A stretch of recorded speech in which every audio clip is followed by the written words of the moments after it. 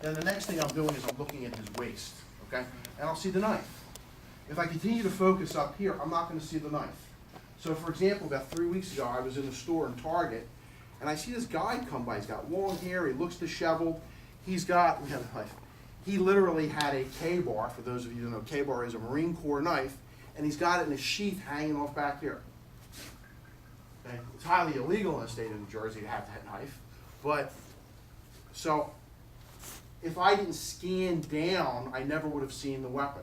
So what you want to start to do, and I don't want you to be paranoid, but we live in a crazy world. Our own government tells us. You got terrorists out there, you've got criminals out there, we have psychotic people that get firearms and weapons. So you want to be a little aware and alert.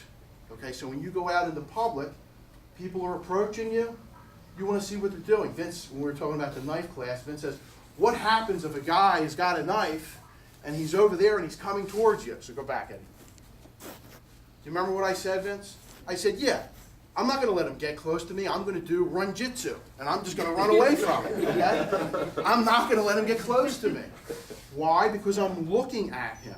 So when you're in public from here on out, I don't want you being paranoid, but you kind of want to know what's going on in your environment, okay? We've got a lot of things going on in the country right now. So I saw the knife, and what did I do?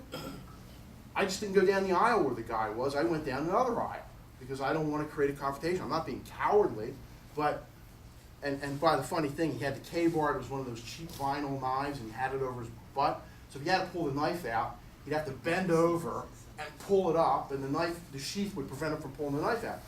But I knew that immediately because I'm looking at him. So you want to start when you're out in the real world, just being a little aware. Here's how you use everything, and this is a true story.